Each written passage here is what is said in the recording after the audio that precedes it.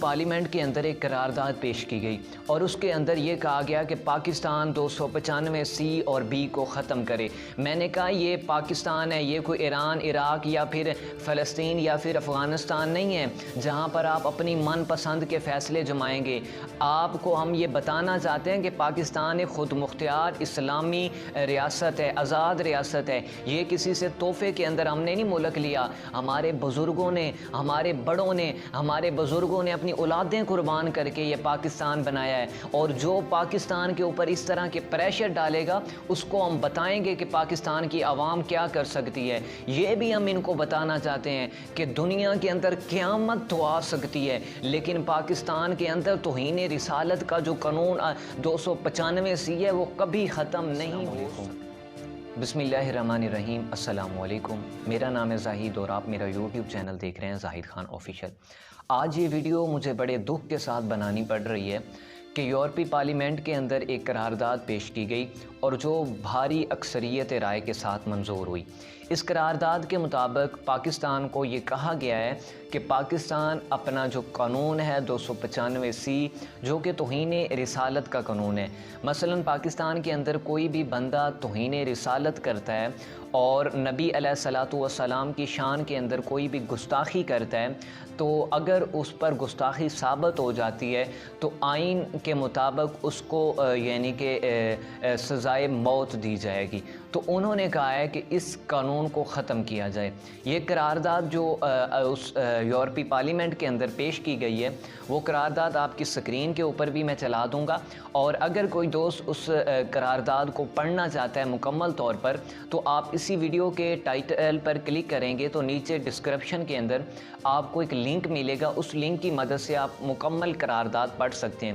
کیونکہ وہ مکمل قرارداد میں اس لیے یہاں پر بیان نہیں کر سکتا کیونکہ ویڈیو بہت لمبی ہو جائے گی، میں صرف آپ کو آسان الفاظ کے اندر سمجھاؤں گا کہ اس قرارداد کے اندر تھا کیا۔ اس قرارداد کے شروع کے اندر یہ لکھا گیا ہے کہ پاکستان کے اندر ایک متنازع قانون بنا جس کے مطابق یعنی کہ اگر کوئی پیغمبر اسلام توہین رسالت کا مرتکب ہو جاتا ہے تو اس پر آئین کے مطابق یا اس کو سزائے موت دی جائے گی یا اسے عمر قید کی سزا سنائی جائے گی۔ یہ اس قرارداد کی فرسٹ لائنوں کے اندر لکھا ہوا ہے،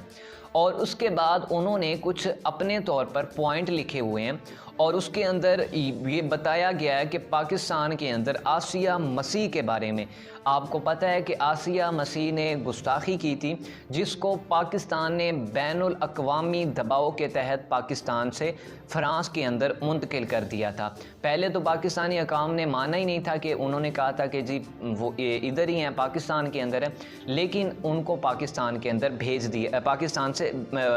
فرانس کے اندر بھیج دیا گیا تھا۔ اور اس بات کا واضح ثبوت یہ ہے کہ اس عورت کا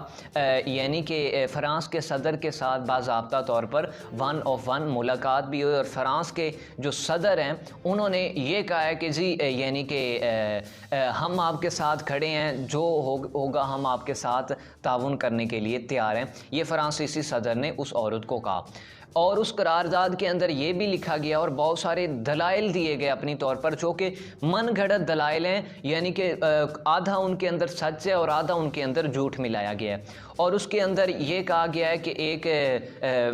وزیر تھے اور جن کو یعنی کہ دھمکیاں دے کر قتل کر دیا گیا تھا، یہ کر دیا گیا تھا، وہ کر دیا گیا تھا۔ اور اس قرارداد کے اندر اگر آپ اس کی یعنی کہ تھوڑا سا اس کو آگے پڑھیں تو وہاں پر یہ لکھا ہوا ہے احمدیوں کا، اور میں نے نوٹ کیا ہے اس قرارداد کے اندر 5 دفعہ احمدیوں کا ذکر آیا ہے، اور کہا گیا ہے کہ اس قانون کی وجہ سے زیادہ تر احمدی متاثر ہیں، یہ بات وہاں پر لکھی گئی ہے۔ اور اس کے علاوہ یہاں یہ بھی لکھا گیا کہ پاکستان کے اندر یعنی کہ عیسائی، ہندو، سکھ ان کو حقوق نہیں دیے جا رہے۔ تو میں نے کہا آپ ایک مرتبہ آئیں تو صحیح نا، جو آپ کو یہ رپورٹیں دیتے ہیں نا کہ یعنی کہ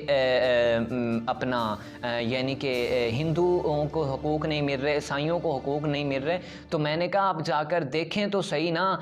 اچھا ہم آپ کو یہ بتا دیتے ہیں کہ جس علاقے سے جو آپ نے عورت کو اپنے پاس بلایا، ہم اسی علاقے کے اندر چلے جاتے ہیں، اسی علاقے کے لوگ ہمارے علماء کے ہاتھ چومیں گے جو عیسائی ہوں گے۔ یہ میں آپ کو گارنٹی کے ساتھ بات کر رہا ہوں، اسی علاقے کے اندر اگر ہمارے علماء چلے جائیں وہاں پر علماء کے ہاتھ وہ چومیں گے۔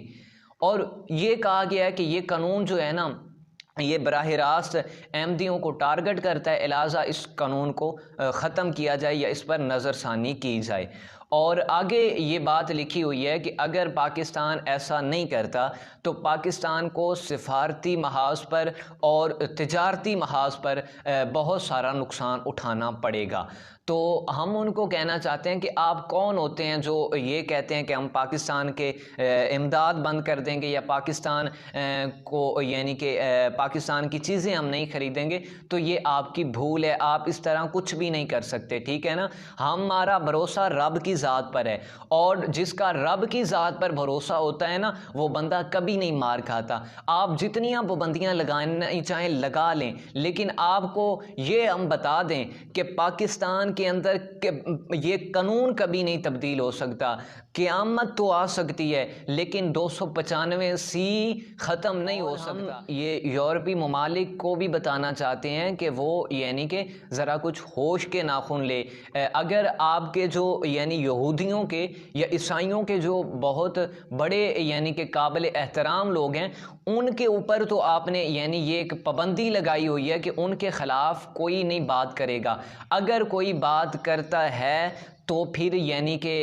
وہ یعنی کہ اس کو سزا دی جائے گی۔ تو ہم یہ بتانا چاہتے ہیں کہ اگر آپ کے بڑوں کے یعنی کہ یہ جو قانون بنے ہوئے ہیں نا کہ ان کے خلاف کوئی نہیں بات کر سکتا، تو یہ پاکستان کا بھی قانون ہے کہ جو ہمارے نبی کی شان کے اندر گستاخی کرے گا اس کو یعنی کہ اس کی جو سزا ہے وہ سزائے موت ہے۔ یہ بھی کہا گیا کہ فرانس کے ساتھ ہماری پوری جو پارلیمنٹ ہے وہ فرانس کے ساتھ کھڑی ہے۔ اب یہاں پر آپ کو ایک بات سمجھنے کی ضرورت ہوگی کہ ہم نے صرف ایک قرارداد پیش کی ہماری قومی اسمبلی کے اندر، ٹھیک ہے نا، تو قومی اسمبلی کے اندر ابھی تک قرارداد منظور نہیں ہوئی، تو ان کی اتنی چیخیں نکل گئی ہیں اور ان کو اتنی غیرت ہے کہ اگر ایک قرارداد ایک پیش کی جاتی ہے، ابھی سفیر کو نکالا نہیں گیا، صرف قرارداد پیش کی جاتی ہے، تو وہ کہتے ہیں کہ ہم فرانس کے ساتھ کھڑے ہیں، ہماری پوری یورپی پارلیمنٹ ان کے ساتھ کھڑی ہے۔ تو ہمیں سوچنے کی بات ہے کہ ان کو تو اپنے ایک سفیر کی اتنی غیرت آتی ہے، کیا یہ ہمارے پاکستان کے حکمران نبی علیہ الصلوۃ والسلام کی شان کے اندر جو گستاخی کرتا ہے اس کے لیے اتنا بھی نہیں کر سکتے کہ اس ملک کے سفیر کو نکال دیں؟ اور کہتے ہیں کہ جی ہم اگر فرانس کے سفیر کو نکال دیتے ہیں تو پوری یورپ ہم سے ناخوش ہو جائے گی۔ تو بھائی جن کو آپ نے خوش کرنا ہے نا تو پھر آپ انہی ملکوں کے اندر چلے جائیں۔ پاکستان کے اندر اس کو رہنے کی ضرورت نہیں ہے